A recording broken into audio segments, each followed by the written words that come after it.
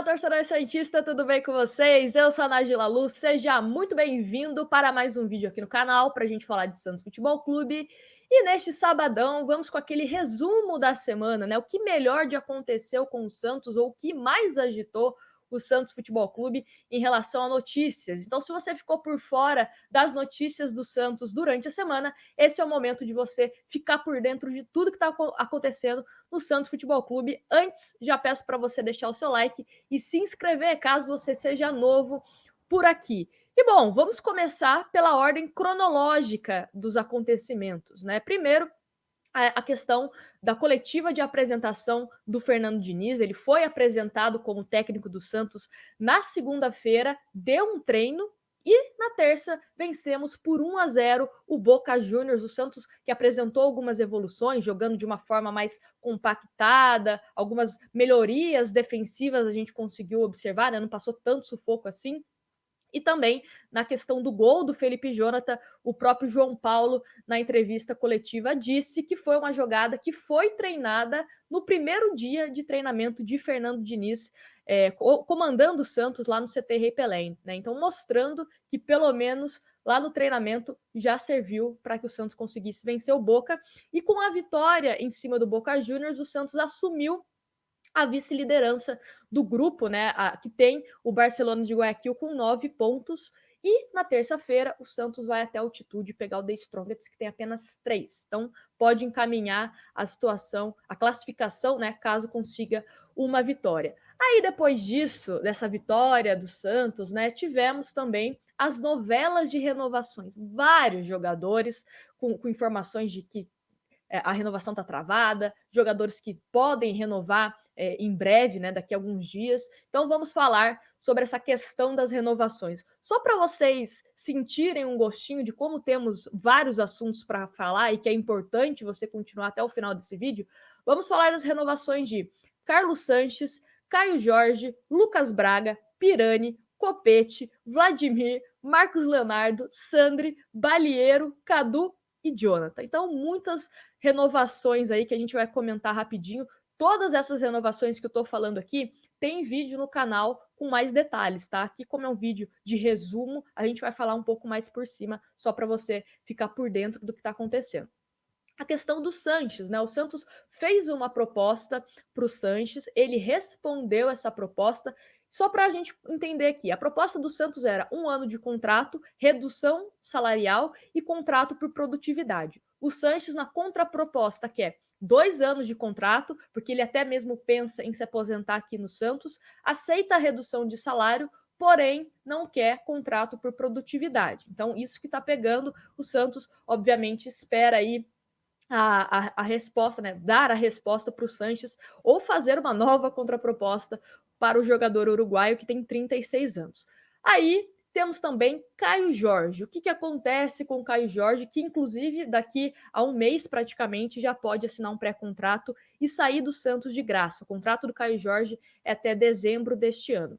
Caio Jorge tem uma multa de 50 milhões de euros. Qual que é a ideia do staff do jogador? Reduzir essa multa para pelo menos 20 milhões de euros, para facilitar, né, a negociação, e também dar um aumento significativo para o Caio Jorge, que colocaria ele como um dos maiores salários do elenco do Santos, né? Então fica aí esse imbróglio entre Santos e Caio Jorge. O que vai acontecer? Por quê? O Caio Jorge também não descarta permanecer renovar e permanecer no Santos, né, e só sair em 2022. Mas para isso gostaria, né, de um aumento salarial, porque caso também não dê certo com algum clube e ele permaneça no Santos, teria esse aumento salarial, né, considerável. Mas vamos ver o que o Santos vai fazer em relação a isso do Caio Jorge. Outro jogador é Lucas Braga. O que acontece com o Lucas Braga? Desde quando ele chegou aqui no Santos, né, ele que pertencia ao Luverdense, o salário dele é o mesmo. É um dos mais baixos desse elenco profissional do Santos, né? Então, ele gostaria de um aumento, né? O empresário dele gostaria de um aumento considerável e o Santos aceita um aumento pequeno, não um aumento considerável, né? O contrato do Lucas Braga, então, tá nesse imbróglio em relação a isso, né?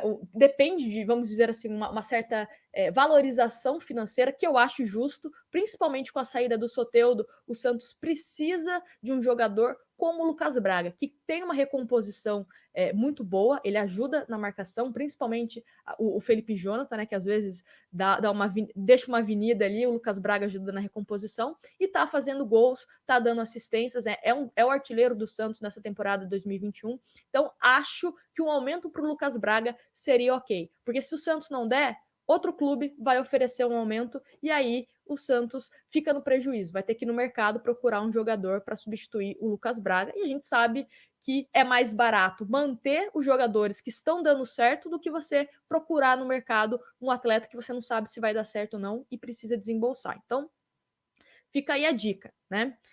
E Pirani? Pirani, o Santos começou as negociações antes dele se firmar como titular no time do Santos. Aí ele começou a se firmar como titular, a negociação deu uma certa parada, porque era o momento do Santos concluir, o Santos não concluiu a renovação do Pirani e agora está travada. Principalmente também tem um entrave porque ele recebeu uma proposta do Canadá. Ou seja, os empresários dele viram que ele já está chamando a atenção de outros clubes e querem uma valorização do Pirani para que ele continue, né? Então, esse que é o problema, você enrolar muito para realizar uma renovação, porque o jogador vai em ascensão, outros clubes se interessam, e aí o empresário fala, ó, tá vendo? O clube tal tá interessado no jogador. E aí, vocês vão valorizar ou não? Né? Vale lembrar que o time do Canadá que fez a proposta ofereceu um pouco mais de 16 milhões. O Santos nem abriu negociações, né? Porque, de fato, é pouco dinheiro para um jogador de 19 anos que demonstrou já que tem potencial, né? Então, o Santos nem abriu conversas com esse time do Canadá. Agora vamos para Copete. A situação do Copete, de acordo com a Gazeta Esportiva, mudou um pouco, tá? Mudou um pouco porque o Santos ainda não respondeu, ainda não tomou a iniciativa, digamos assim, né? Então, vou ler aqui um trechinho do Copete, da matéria da Gazeta Esportiva falando do Copete. Algumas semanas, o colombiano foi consultado pelo Peixe sobre a possibilidade de um acordo de produtividade. Nos últimos dias, porém, nem o atacante e nem seus representantes foram chamados pelo clube. Copete quer permanecer e aceita a redução salarial. Mesmo assim, o futuro no alvinegro é incerto. Há quem defenda a dispensa e a decisão deve ficar a cargo do novo técnico Fernando Diniz. Né? A mesma questão de produtividade, até mesmo eu sempre falo isso, né? Que o Rueda fala que não tem problema em pagar um salário alto para o jogador, desde que ele entregue em campo, né? Que pelo menos ele jogue um número X de partidas para justificar o salário. A gente já passou muito aperto com Uribe, Brian Ruiz, Cueva, né? Então a ideia é um contrato por produtividade em alguns casos para evitar esse tipo de coisa. Se o jogador fizer por merecer jogar, fizer gol, der assistência, aí ele recebe de uma forma só, né? De uma vez só o salário dele que ele receberia de forma diluída. Né? Mas enfim, essa é a questão do Copete. Eu já falei várias vezes aqui que eu não vejo motivo para renovar com o Copete. Não vejo motivo. Como atacante, ele não está jogando. Como lateral esquerdo, acho que o Santos precisa de uma contratação. Não é o Copete que vai resolver o problema do Santos na lateral esquerda, independente de Felipe Jonathan ou não. Eu não faria esforços assim para renovar com o Copete e utilizaria o dinheiro que você paga ao Copete para renovar com jogadores que de fato podem resolver alguma coisa. Mesmo caso do Copete, outro jogador também que tem futuro indefinido é Vladimir. Leio aqui também a matéria da Gazeta. A saída de Areolan pode destravar o futuro de Vladimir no Santos. O técnico pediu anteriormente pela permanência do goleiro. Inclusive, o Vladimir vinha até jogando, né, em alguns jogos do Paulista. Vladimir foi procurado pelo Avaí, mas o Peixe ouviu de Olan sobre contar com o atleta. Agora, com a desistência do argentino, a saída do Areolan, o cenário é diferente, também provavelmente deve ficar na mão do Fernando Diniz de querer contar com um jogador ou não. Vladimir também é outro jogador que eu não renovaria. Não renovaria. Tem outros goleiros no Santos também pedindo passagem. Acho que o ciclo do Vladimir e do Copete já se fechou no Santos. Outro jogador, Marcos Leonardo. Temos ainda mais jogadores aqui, então fica aí, não feche esse vídeo. Marcos Leonardo. O Santos procurou o Marcos Leonardo para renovar o contrato, mas o atacante espera pela definição de seu novo empresário, né? Ele está trocando. Antes, quem tomava conta da carreira dele era a doutora Marisa, que cuida da carreira do Robinho, enfim, era quem gerenciava a carreira do Marcos Leonardo, mas agora ele está trocando. Então ele quer esperar essa definição de quem vai cuidar da carreira dele para retomar as negociações com o Santos. O contrato do Marcos Leonardo com o Santos é até 22 de outubro de 2022. Tem um tempinho aí, né? E a questão do Marcos Leonardo, até entendo ele, né? Ele vai ter uma nova pessoa que vai cuidar da carreira dele. Eu acho que faz total sentido ele querer esperar, né? A informação também que a Gazeta traz é que o Marcos Leonardo quer renovar. Tá? Não é problema de que ele quer sair do Santos, enfim, ele quer renovar, só quer esperar essa questão, né, de mudança de agentes, enfim. Sandri, vamos falar agora. Sandri, matéria do Diário do Peixe, inclusive também tem vídeo falando mais explicadinho aqui.